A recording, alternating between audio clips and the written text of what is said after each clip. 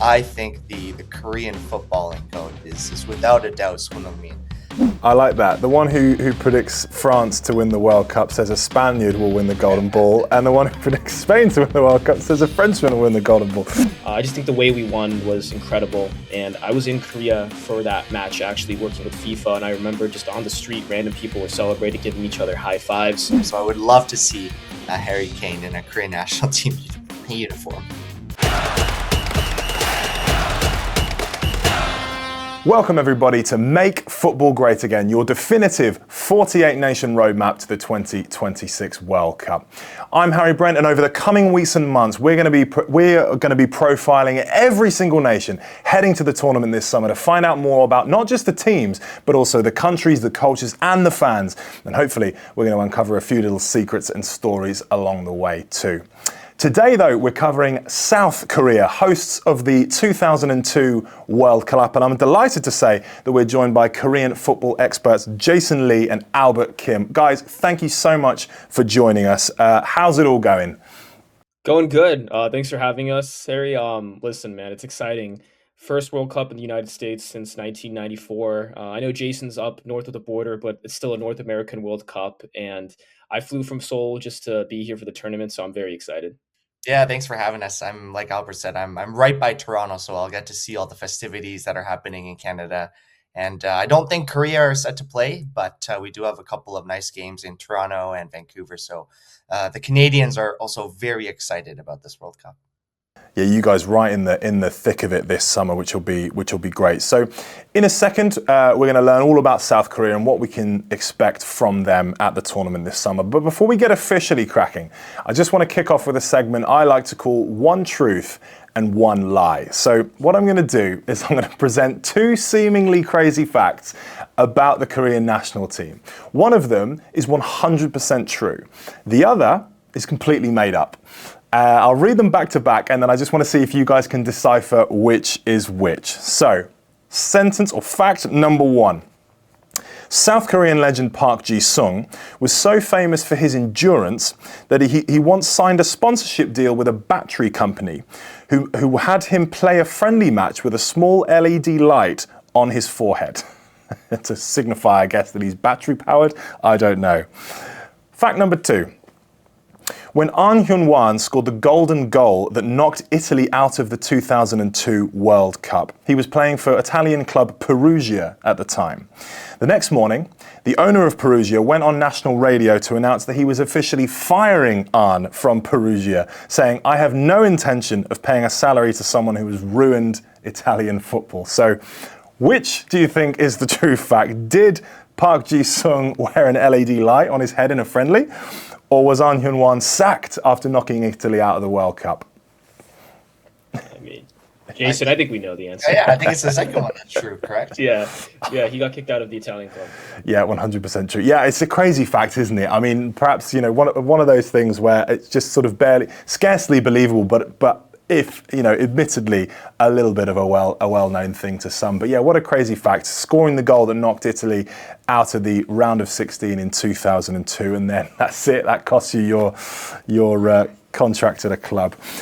So South Korea, co-host, as we mentioned, of the 2002 World Cup alongside Japan, where former Chelsea, Real Madrid and the Netherlands manager Gus Hiddink led the team to a glorious run to the semi-finals where they knocked out Portugal, Italy and Spain before losing to Germany in the last four. In the subsequent third place playoff match against Turkey, South Korea conceded the fastest goal in World Cup history, scored by Hakan Sukur after just 11 seconds. It's also the only tournament where Korea have won more than one World Cup match in a single campaign, having gone out in the group stage or the round of 16 in every other tournament, including Qatar 2022, where they were beaten 4-1 by Brazil in the round of 16. This summer, they're in Group A alongside co-hosts Mexico, South Africa and the Czech Republic. And if they top that group, they could end up facing the winner of England's group in the last 16. That would be a heck of a game.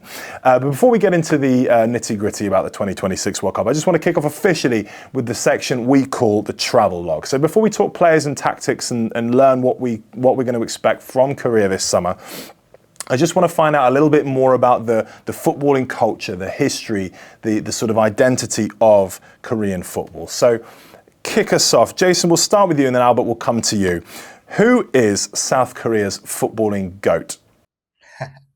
This is a heavily debated topic, even amongst the Korean football fans, and I think honestly, it depends on the age of the fan that you ask. So the older generations, they'll point to Cha Bum-gun, who had a historic career in the Bundesliga. He was pretty much the first ever Korean player to have that much success abroad, and he played with the legends of German football, and his success is a big reason why we are here today as a footballing nation. And then, of course, you have the fans of Park Ji-sung, who had an incredible time at Manchester United, won trophies and trophies and trophies, played with the greats, and played under the great Sir Alex Ferguson. And he was the first guy who paved the pathway for Korean players to play in the Premier League, which is widely regarded as the top league in the world right now. But my answer, as someone who has closely followed his career from the very beginning, when he was in Hamburg and then Leverkusen, Tottenham, and now LAFC. I think the Korean footballing GOAT is without a doubt Son Heung-min. I think, yes, of course, Park Ji-sung has the team trophies, he has the Champions League, he has the Premier League title, but the individual accolades that Son has, whether it's the Golden Boot, whether it's the Puskas Award, I mean, he won a European trophy with Tottenham of all teams. So, and then of course, he hasn't quite had the international success yet. There still is the elusive Asian Cup that Korea shockingly hasn't won, I think, in 40 or 50 years. And then the best World Cup result is around under 16. So I'm really hoping that he's able to get at least one of those two. But even if he doesn't, I think without a doubt for me, Son is Korea's footballing GOAT. Albert, would you second that? Yeah, you're not gonna find me spouting some conspiracy theory that Sonny isn't the GOAT. I think that if you even just look at the way they play on the pitch, you can see that Sonny is just not from the same planet as most other Korean players. Listen, I respect what Park Ji-sung did as a player. He gave us many good memories in 2002, 2006, 2010. But fun fact, he actually even never scored 20 goals for the Korean national team. He was never a prolific goal scorer who was able to take the game on by himself like a Son Heung-min. So I think, unfortunately, the people who say that Park Ji-sung is the GOAT tend to be United fans, people stooped in nostalgia, and there's nothing wrong with that too. That was a good time period. Son Heung-min wouldn't exist without somebody like Park Ji-sung, but I think to say that Son Heung-min isn't the GOAT is a very foolhardy argument. It's just not. I don't think it's just not a consistent argument. My father, who's the big reason I love football, watched Cha Bum-gun in the 70s in Germany, back in the mid 20th century, and then he watched Park Ji-sung and he watched Son Heung-min, and he told me without any doubt that just look at the way they play. Sonny's better than all of them. He's just on a different planet. He can shoot with both feet. He won a golden boot in the EPL against players from other continents, Africa, Europe, South America. That's just not something that Koreans were capable of until someone like Son Heung-min appeared. And you can just watch the way the teams will play him at the World Cup. Even though Son Heung-min is in his mid-30s now, I believe the Czechs, the South Africans, and the Mexicans will still try to double him, make sure he doesn't have time on the ball. Not many players in their mid-30s receive that kind of attention unless your name is Messi, Ronaldo. Son Heung-min is not at that level, but he's just below, and I definitely think he's not just the Korean GOAT, but the greatest Asian player of all time. And we're very lucky to have him, and I'm going to try to enjoy his last World Cup as much as I can. We'll stick with you, Albert, for the moment. What is South Korea's most celebrated football result? Well, you know what? I think obviously, like Jason said, depending how old you are, I think older people would say that 2002 World Cup, especially An Jong-hwan's golden goal against Italy, which I was watching live at 3 or 4 in the morning in California, like one of my first footballing memories. But I would say for a more modern twist, the younger generation would still remember Hwang Hee-chun's late winner against Portugal at the World Cup in Qatar. I think that World Cup, we had a lot of hope going into it just because Paulo Bento and his staff brought a level of professionalism that the KFA desperately needed. Obviously, the second game against Ghana didn't go well. Nobody really expected us to beat Portugal, although it was a B-side. We go down a goal, and then we get an equalizer off a set piece, and then deep into the match, Son Heung-min sprints down the field and lays a beautiful ball to Hwang Hee-chan, who slots in coolly past the Portuguese keeper.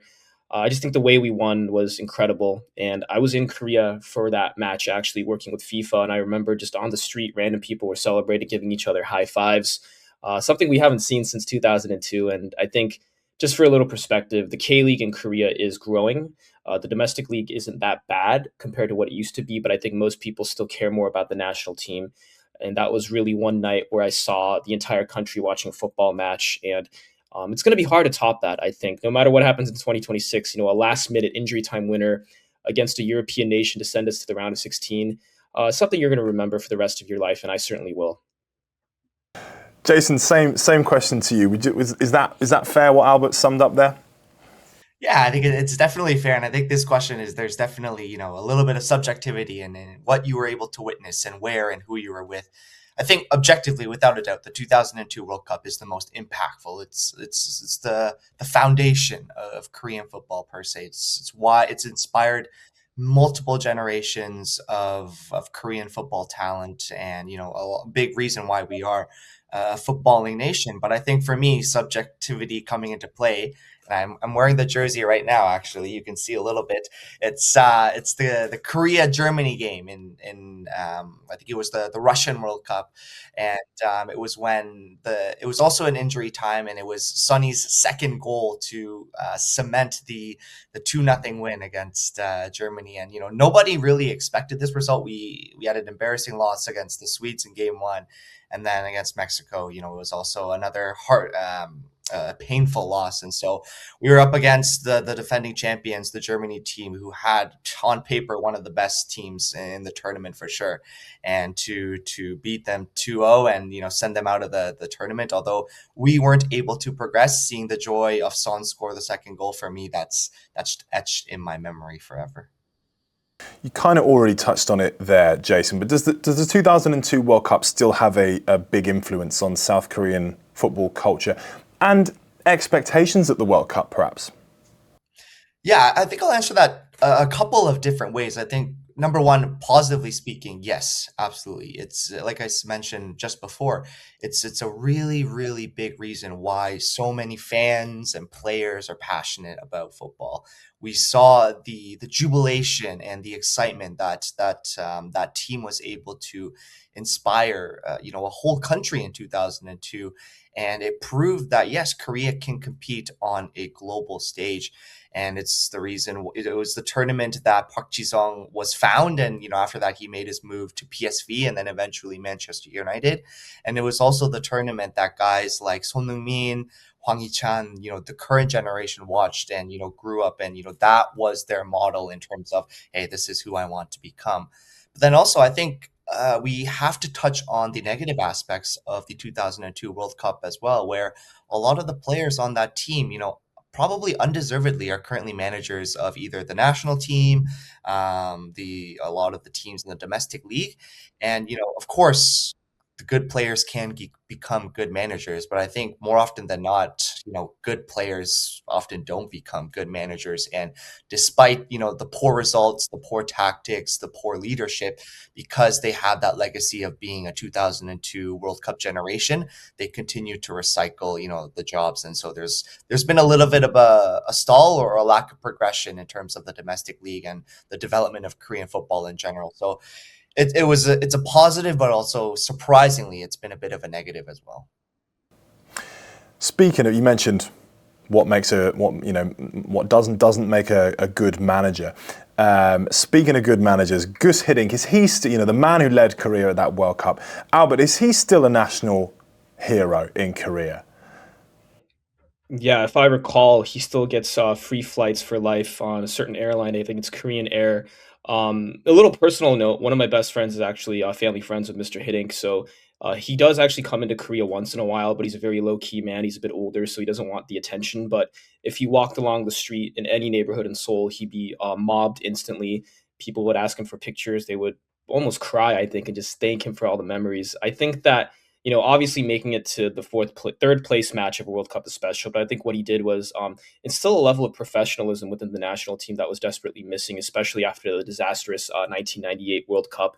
I think Hitting showed us what was possible if we dreamed, but also worked together as a team. And I think that his legacy is going to reverberate around Korean footy for 100 years, because without him, you don't have players like Son Heung-min, you don't have guys like Kim Min-jae, you don't have guys like Hwang In-bum playing at Feyenoord in the Dutch league. He's kind of created a pipeline for Korean players to go over to Europe, especially the Netherlands. And I think that he really is kind of the godfather of Korean football, whatever you want to call it. And, obviously the 2002 World Cup, you can say there were questionable decisions. But in any case, I think he gave us a blueprint that Paulo Bento kind of took and kind of upgraded, can you say? And I'll always be grateful for Goose Hiddink. And I think that Koreans will always have a soft spot for Dutch managers because of what Hiddink did. And I think that's a great thing. Football is obviously a massive sport in Korea. Is it a surprise that the country hasn't produced a kind of overall top team? You've produced great players, of course, individually, but given the popularity of it, the fact that it's sort of a footballing mad nation in many ways, is it a surprise that they haven't produced a really top team that could maybe challenge at a World Cup? I mean, of course they did in 2002, but it wasn't necessarily a team that you would put in terms of all the individuals on the pitch as up there as one of the top teams. Is that a surprise from a Korean standpoint that there hasn't been a really top team yet? I think for me, it is a surprise, but if you really look in depth into Korean football, I hate to reference our biggest rivals, Japan, but if you look at Japan, they have such a good infrastructure from youth development to how they progress to the J League, and then how J League teams actively try to produce talent that goes to Europe, and then just the baseline level of talent that they have is much better than what we have in Korea. And then also the footballing vision, where they basically decided on the game model of Spain, of tiki taka, and every single team, whether it's youth teams, high school teams, J League teams, they all try to play that model of football, so that it's such a seamless transition from the youth setups to eventually the national team. And if you look at Korean football, there's no leader that is able to produce this a model of football that the Korean team is trying to produce, whether that's counterattacking football, whether that's possession based, whatever it is. It doesn't matter what it is, but there's no consistency from the youth setup to all the way to the national team. And actually, if you look at our big stars, they weren't produced by the Korean youth development system. Son Heung-min was basically produced because of his father, and his father took him to Germany quite early, and he was developed in the Hamburg system. Lee Gang-in, same thing. He was developed in the Valencia system. Really, our biggest superstar that started off playing in Korea was Kim Min-jae, and he's a central defender. So our success stories have benefited from the European development systems, and I think the lack of clear vision that the Korean Football Association, the governing body of Korean football, the lack of vision that they have is a good predictor as to why we haven't achieved 2002 again. And then also, I think what international fans of football might not know about Korea is, I don't know if football is the biggest sport in Korea. I actually would argue that baseball is arguably as popular or sometimes more popular than football. So the share of sports fans that baseball takes also gives a little bit of hit to football. And so the popularity and the investment from the government and whatever it is, it always gets split between those two sports.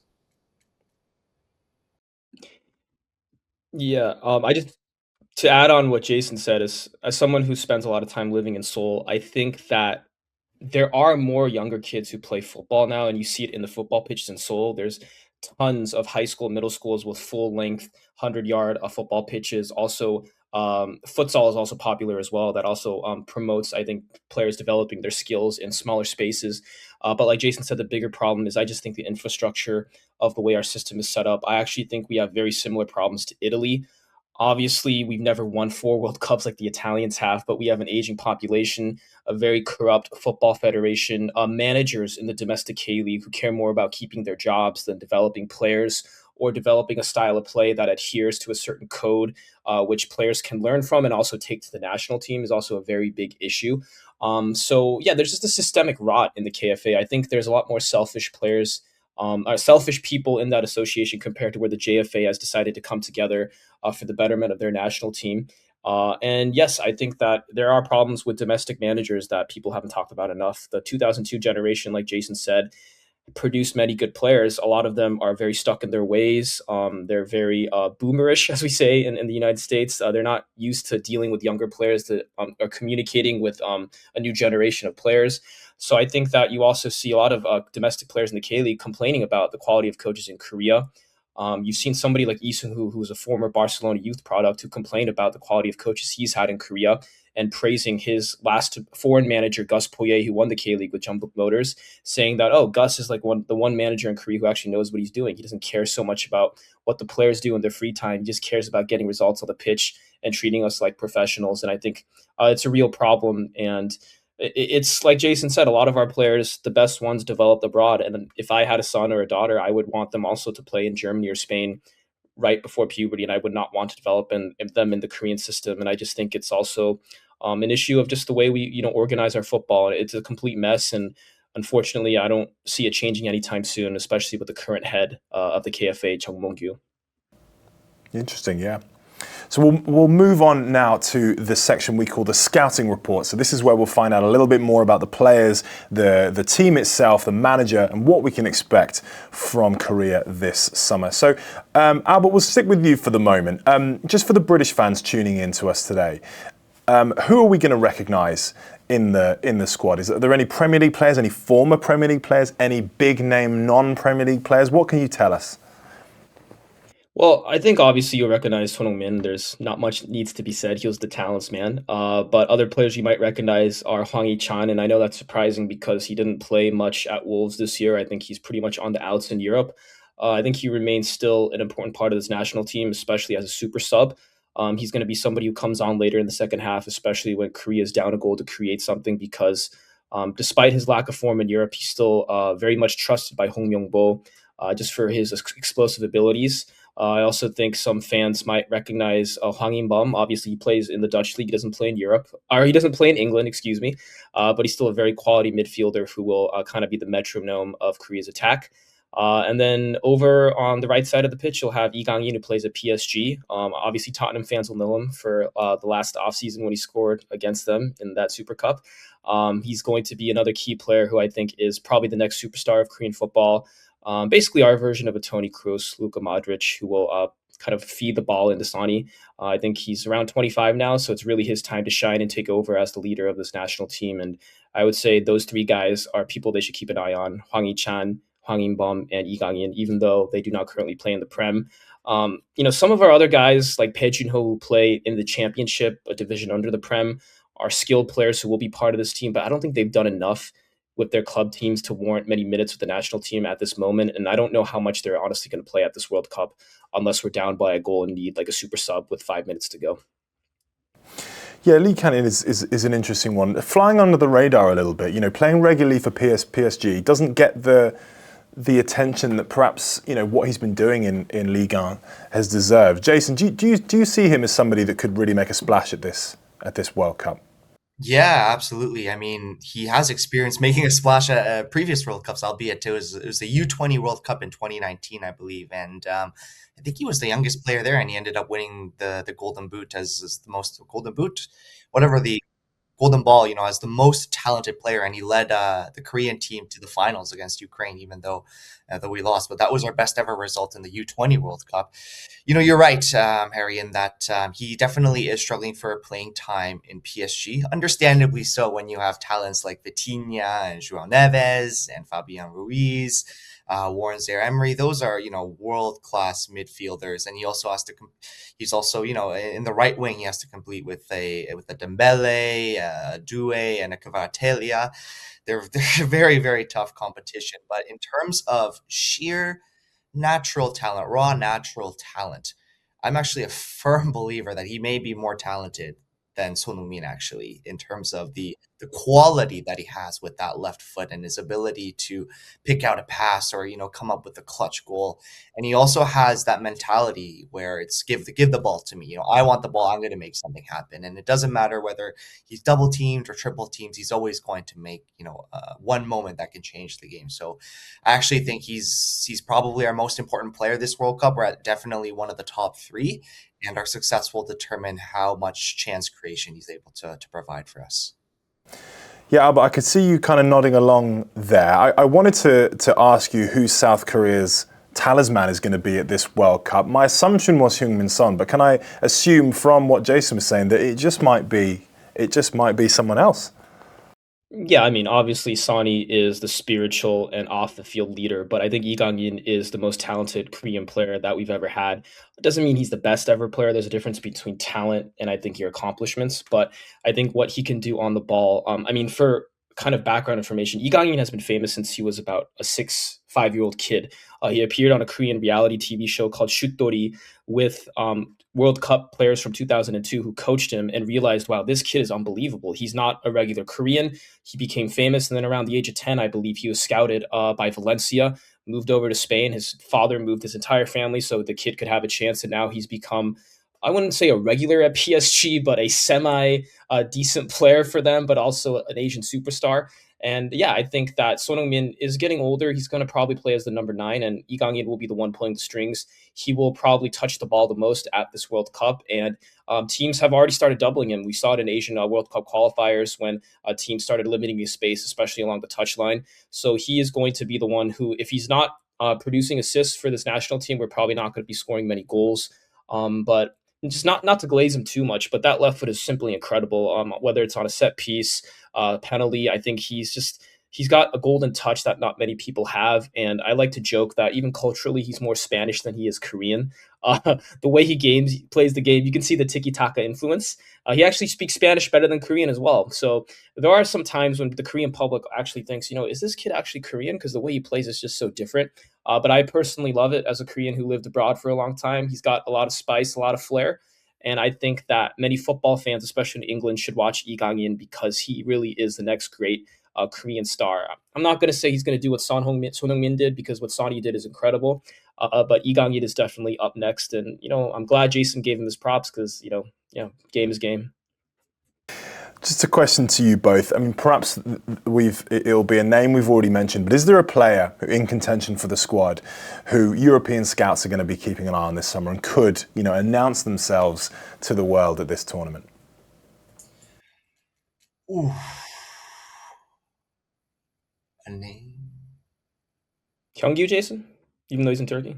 Yeah, actually, I think that's a great shout. There's Albert mentioned it before, but the number 9 will most likely be Son Heung-min in this tournament. But when it's not Son, it's actually a guy named Oh Hyung-gyu, who is one of the top strikers right now in Turkey, the Super League, and he plays for Besiktas. I think he transferred there this January. He already has 5 or 6 wonderful goals. He previously played in Belgium at Henk. And, he's kind of a different, model of striker that Korea has actually produced in that he has such a well-rounded game, and I know that he's looking for a move abroad from Turkey, to a step higher, whether that's the Bundesliga. He was previously linked to Stuttgart, whether that's to the Premier League. He was previously linked to Fulham, so teams are already monitoring him. And if he has he has a very, very good World Cup, there's no reason why he can get another transfer 6 months later. Yeah, just a quick footnote. Oh Young-gyu was so talented that Paulo Bento brought him to the 2022 World Cup, not as a player, but just as an observer, because he wanted him to be around the boys, because he realized how important he was to the future of the team. So I think that, yeah, he is one player to watch out for. Interesting. Yeah, a lot of faith shown from Bento there. Just looking at the group, Mexico, South Africa, Czech Republic. How do you guys think South Korea will get on? And what is the what would constitute a good tournament for South Korea? Is it as simple as getting out of the group, or do they have aspirations to go even further than just getting out of the group this summer?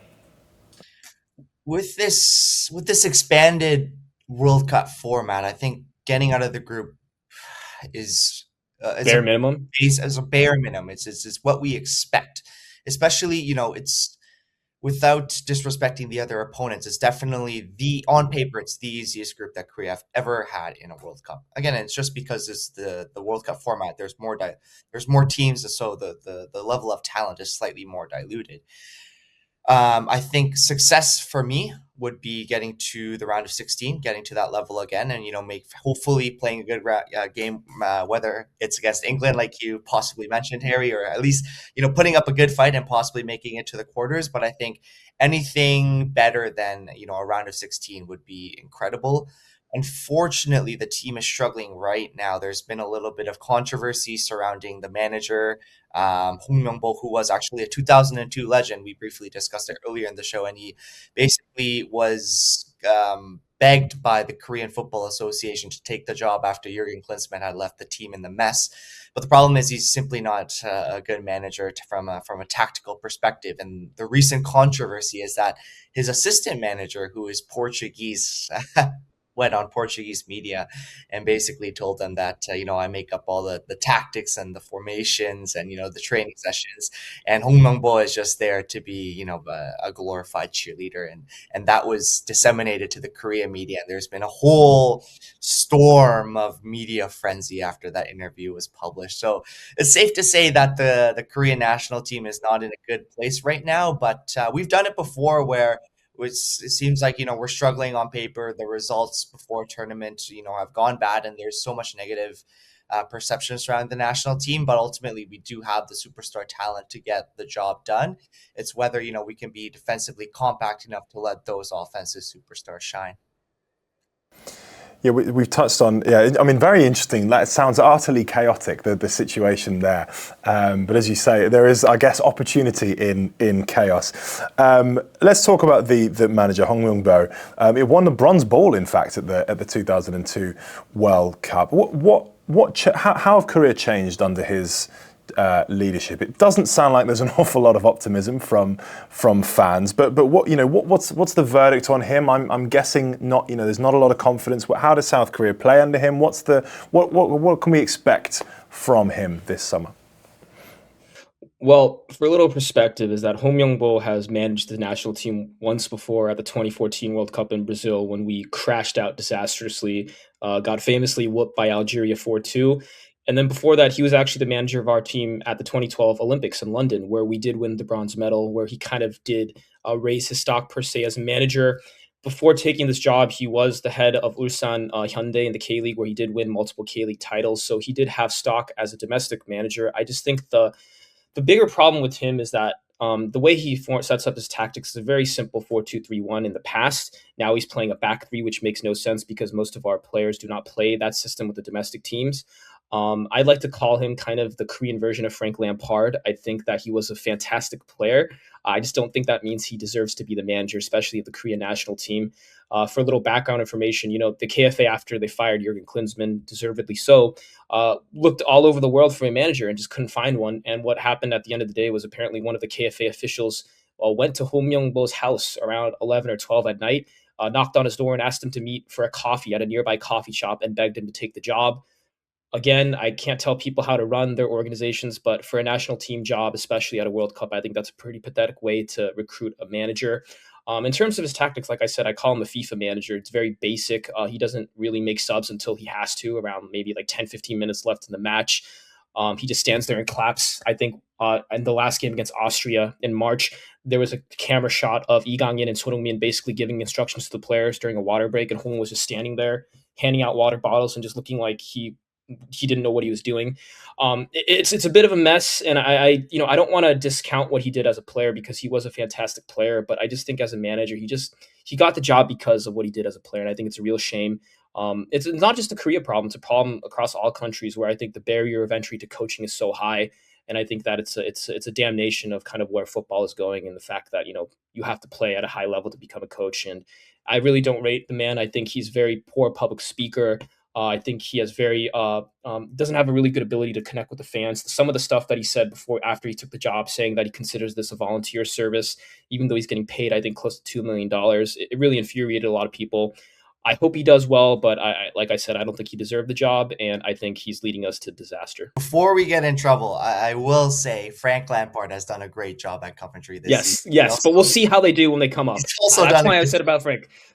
I He's want to see just how struggling Frank a bit does when at he comes up. Chelsea, but he's done a good job at Coventry. So Yeah. before we get in trouble with the Coventry Sky Blue folk, we recognize the good job that he's doing over there. Yes. Good job, Frank. Proud of you. Yeah, the commentary fans will like that. I got a hypothetical for you guys. You get to turn one England player Korean for the World Cup. Who are you picking and why? Jason, we'll start with you.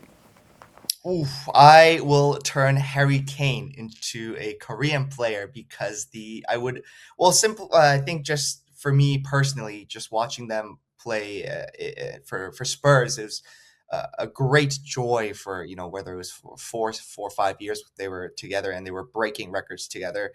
I think also the fact that Korea would benefit from having a superstar number nine, just a good outlet that we can get the ball to and spray it to our wingers because the quality that Harry Kane has, both as a finisher but as a distributor, would be massively important. But I think the answer for me is a little more personal than it is objective. So I would love to see Harry Kane in a Korean national team uniform.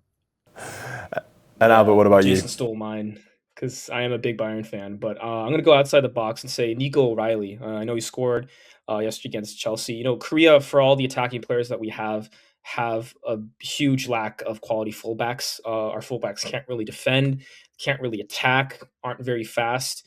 I know Nico is obviously a very young player. He's 21 and he still has lots of flaws in his game. But I think the versatility, the ability to tuck in, play as a midfielder as well as playing out wide, and just what he brings to a team going forward and at the back, I think is really special, and I think something that Korea could use.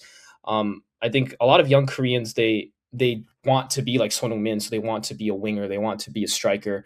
I don't see a lot of younger Koreans desiring to be defender, a wingback, a fullback, and I think that's a big problem for our national team. So if we had somebody like O'Reilly, I think we'd see a lot more young kids want to play in a more defensive position, and I think he's a very quality player, and hopefully he gets lots of time for England at the World Cup. Right, we'll just wrap up with a few quick fire questions about the World Cup. So we'll sort of go one by one. We'll go A, B, B, A, and see where we get to. Again, no worries if you guys have the same answer. That's not a problem at all. We love a bit of personality. So I'm going to put you guys on the spot. Who's winning the World Cup? Albert, we'll start with you. Spain. I hate to say it, but I think the dark times are back. 2008 to 2012. Just you can't win the game if you don't get the ball. And I know that there are times when you can counterattack and hit him, but I think that what this team has done is incredible. I think Yamal is still in his prime. I think the midfield is disgusting with obviously Pedri there, and I just think that I hate to say it, but the Spanish know what they're doing, and I think that considering the other big nations as well, I think England Tuchel is a bit problematic with the way he's not able to set up an attack. Brazil are not what they once were. Germany, I think Nagelsmann needs to learn how to keep his mouth shut and not say stupid stuff. Italy, obviously, are not at the World Cup. And Argentina, I mean, the last time a team repeated at the World Cup, I think, was Brazil back in the 60s, early 60s. So I think by process of elimination and by how well they're playing, I'm going with the Spanish. Even though I personally don't like it, I'm a big Germany fan as well. I think that they got away with that handball in the Euros. But besides that, I think that the Spanish team, top to bottom, is the most well-rounded, and I think you will see them lift that World Cup trophy for the second time in New Jersey come mid-July. As much as I hate to say it. Oh, in France, by the way, I don't think they're winning anything with Mbappe as the captain. I think he's a great player, probably a good guy off the pitch, but the way he behaves in the locker room and also the way Deschamps sets his team up, I think they will pay the price for their sins, hopefully. And yeah, I got Spain winning it. Jason? I was gonna say France because I think that the talent there is just undeniably the best in the tournament. But I honestly, think that there might be a little bit of post hype around, England, and I think England could actually win it this time because I'm a firm believer that Thomas Tuchel is a tournament manager. He's a guy that thrives in these types of environments, and they have. I think the best well-rounded midfielder that they've had since the generation of Lampard and Gerrard. So as long as those guys are good and the backbone of the team, I actually think England can make a deep run as well. I like that answer a lot. Um, Jason, we'll stick with you. How does South Korea get on? Where do they finish? I think that we will limp out of the group in third place and make it to the round of 32, and we will have a big crash out in that match, and it'll be hopefully a turning point where South Korean football is able to reflect and have a big reset in terms of the leadership group and the infrastructure that we've already spoken in length about. But a part of me wishes that we can make a deep run as well, because as Albert mentioned before, it is Son Heung-min's last World Cup, and having to say goodbye to that legend, the GOAT of Korean football, I hope it's in a more positive way. Albert, same to you. You know what? I had us finishing second originally. Right now, I think we're going to finish last in the group. I think the Czechs are a really bad matchup for us, especially because they love scoring on set pieces. They scored 2 set piece goals against Denmark in that last playoff match. Mexico at home in Guadalajara, despite the fact that Aguirre doesn't really set up an attacking style, it's really hard to beat a host nation, especially when they're amped up and they know that's going to be the hardest game for their group.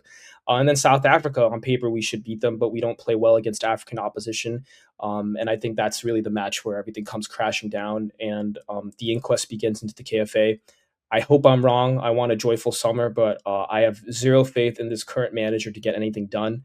And as long as we crash out now, hopefully things will get better for the Asian Cup, because that's realistically speaking, that's the one trophy that we can win. Sticking with you, Albert, who is winning the Golden Ball, so the best player at the tournament? You know what? I think that despite what I said about Mbappe, I think he probably will win the Golden Ball. I think he will also break Miroslav Kloser's goal scoring record. I am not a fan of the expanded World Cup because big teams are allowed to play more matches against some minnows. But I really do think Mbappe will announce himself kind of as the next guy after Messi and Ronaldo. He will win the Golden Ball.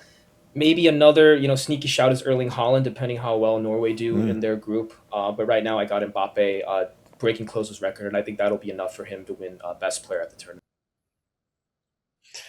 I think I'm going to give that to Lamine Yamal based on his current form for Barcelona, and get no, I'm not a big football conspiracy type of guy, but I saw a clip where back in 2010 when it was the South African World Cup and the Jabulani ball. It was Adidas producing that, and they gave that ball to Diego Forlan to test for months and months and months, and he was that one who actually mastered the striking of that ball. And similarly, Lamine Yamal is a big Adidas guy, and I heard that the World Cup ball for this upcoming World Cup is kind of funky as well in terms of the physics surrounding it. So I think he'll have a hot start to the tournament, and Spain will go deep, and he'll be the guy that wins the Golden Ball when it's all said and done. I like that. The one who predicts France to win the World Cup says a Spaniard will win the Golden Ball, and the one who predicts Spain to win the World Cup says a Frenchman will win the Golden Ball. Jason, sticking with you, who's winning the Golden Boot? I think I will stick with Lamine Yamal. I think I don't know how the tournament is set up, but I honestly hope that it's going to be a France versus Spain final, and I think Lamine Yamal is going to win. And Albert, same to you. You know what? I think I'm going to go with Harry Kane. I think considering that the game in North America is a lot different than Europe, it's going to be a lot stickier, a lot more humid. The football will be open, but it's not going to be as free flowing as the ones you see in European games. I think Harry takes penalties. I think he's just going to sit himself in the middle of the box and hope that England's midfielders feed him. And I think that this is also probably his last World Cup as well. I do believe he'll come good and score at least like 4 to 5 goals for England, and that could be enough for him to win the Golden Boot. Yeah. Nice. And just to wrap us up completely, what is your controversial / outrageous prediction for the World Cup? You may have already given it a few interesting shouts in there, but Jason, we'll start with you. What's your controversial opinion, prediction, I should say, for the World Cup? Ooh.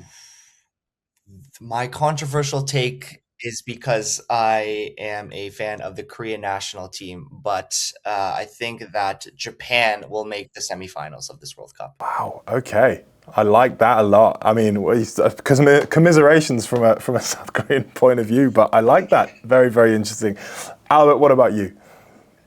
You know what? I am going to go opposite and say that Japan are going to get knocked out a bit early, because if you look at the brackets, I think if they make it in their second place, I think if they finish in second place, they will most likely face the winner of Group C, and that is also probably going to be Brazil. and I think they could get knocked out in the round of 32. Assuming they finish in second, they are probably going home early, so they have to beat the Netherlands and win their group, or else I think Japan are headed home. Not because I don't rate the Japanese. I think they're a much better team than us. I think they're in a better place. But the way this 48-team World Cup bracket works out, man, you could see some teams going home early. I could also see Germany going home in the round of 16 to France as well. So I think you'll see some big teams going home early. Lovely stuff. Well, Jason, Albert, thank you so much for being here. Really do appreciate your time. And that does it for our South Korea preview. Let us know in the comments how you think the Koreans will get on at the World Cup this summer. And join us next time for more stories, insights, and deep dives as our global scouting mission continues as we count down the days to the FIFA World Cup this summer. Until next time, keep making football great again.